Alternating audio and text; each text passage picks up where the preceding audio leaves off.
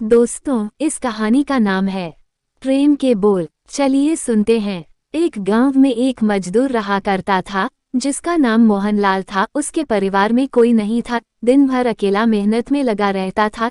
दिल का बहुत ही दयालु और कर्मों का भी बहुत अच्छा था। मजदूर था, इसलिए उसे उसका भोजन उसे मजदूरी के बाद ही मिलता था। आगे पीछे कोई ना था, इसलिए वो इस आजीविका से संतुष्ट था। एक बार उसे एक छोटा सा बछड़ा मिल गया। उसने खुशी से उसे पाल लिया।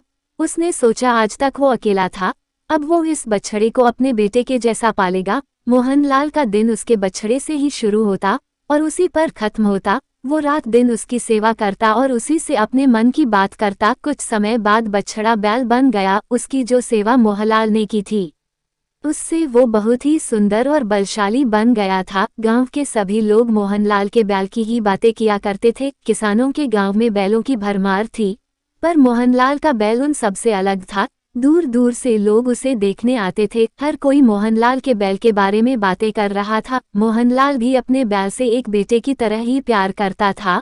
भले खुद भूखा सो जाए, लेकिन उसे हमेशा भरपेट खिलाता था। एक दिन मोहनलाल के स्वप्न में शिव का नंदी बैल आया। उसने उससे कहा कि मोहनलाल, तुम एक निस्वार्थ सेवक हो।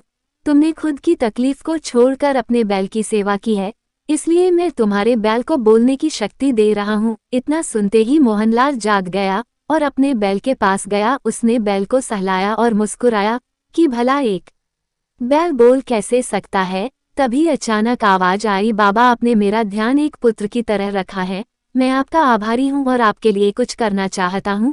ये सुनकर मोहनलाल घबरा गया। उसने खुद को संभाला और तुरंत ही बैल को गले लगाया। उसी समय से वह अपने बैल को नंदी कहकर पुकारने लगा। दिन भर काम करके आता और नंदी से बातें करता। गरीबी की मार बहुत थी। नंदी को तो मोहनलाल भर पेट देता था, लेकिन खुद भूखा सो जाता था। ये बात नंदी को अच्छी नहीं लगी। उसने मोहनलाल से कहा कि वो नगर के सेठ के पास जाए और शर्त रखे कि उसका बैल नंदी 100 गाड़ी खींच सकता है, और शर्त के रूप में सेठ से 1000 मोहरे ले लेना। मोहनलाल ने कहा, नंदी, तू पागल हो गया है।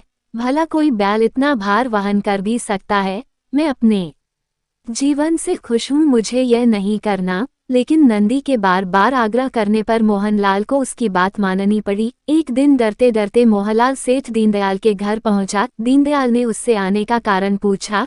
तब मोहनलाल ने शर्त के बारे में कहा। सेठ जोर जोर से हंसने लगा। बोला, मोहनलाल, बैल के साथ रहकर क्या तुम्हारी मति भी बैल जैसी हो गई है? अगर शर्त हार गए तो 1000 मुहर के लिए तुम्हें अपनी झोपड़ी तक बेचनी पड़ेगी। ये सुनकर मोहनलाल और अधिक डर गया, लेकिन मुंह से निकली बात पर मुकर भी नहीं सकता था। शर्त का दिन तय किया गया और सेठ दीनदयाल ने पूरे गांव में ढोल पिटवाकर इस प्रतियोगिता के बारे गांव वालों को खबर दी और सभी को यह अद्भुत नजारा देखने बुलाया। सभी खबर सुनने के बाद मोहनलाल का मजाक उड़ाने लगे और कहने लगे कि यह शर्त तो मोहनलाल ही हारेगा। ये सब सुनकर मोहनलाल को और अधिक डर लगने लगा और उससे नंदी से घृणा होने लगी। वो उसे कोसने लगा, बार बार उसे दोष देता और कहता कि कहाँ मैंने इस बैल को पाल लिया, मेरी अच्छी भली कट रही थी, इसके कारण सर की छत से भी जाऊंगा और लोगों की थू थू होगी वो अलग। अब मोहनलाल को नंदी बिल्कुल भी रास नहीं आ रहा था। वह दिन आ गया जिस दिन प्रतियोगिता होनी थी। 100 माल से भरी गाड़ियों के आगे नंदी को जोता गया और गाड़ी पर खुद मोहनलाल बैठा। सभी गांव वाले यह नजारा देख हंस रहे थे और मोहनलाल को बुरा भला कह रहे थे। मोहनलाल ने नंदी से कहा, देख, तेरे कारण मुझे कितना सुनना पड़ रहा है। मैंने तुझे बेटे जैसा पाला था और तूने मुझे सड़क पर लाने का काम किया। मोहनलाल के ऐसे घृणित शब्दों के कारण नंदी को गुस्सा आ गया और उसने ठान ली कि वो एक कदम भी आगे नहीं बढ़ाएगा, और इस तरह मोहनलाल शर्त हार गया। सभी ने उसका मजाक उड़ाया और उसे अपनी झोपड़ी सेठ को देनी पड़ी। अब मोहनलाल नंदी के साथ मंदिर के बाहर पड़ा हुआ था और नंदी के सामने रो रो कर उसे कोस रहा था। उसकी बातें सुन नंदी को सहा नहीं गया और उसने कहा, बाबा मोहनलाल, ये सब तुम्हारे कारण हुआ। ये सुन मोहनलाल चौंक गया। उसने गुस्से में पूछा कि क्या किया मैंने? तुमने भांग खा रखी है क्या? तब नंदी ने कहा कि तुम्हारे प्रेम के बोल के कारण ही भगवान ने मुझे बोलने की शक्ति दी और मैंने तुम्हारे लिए ये सब करने की सोची, लेकिन तुम उल्टा मुझे ही कोसने लगे और मुझे बुरा भला कहने लगे। तब मैंने ठानी मैं तुम्हारे लिए कुछ नहीं करूँगा, लेकिन अब मैं तुमसे फिर से कहता हूँ कि मैं 100 गाड़ियाँ खींच सकता हूँ।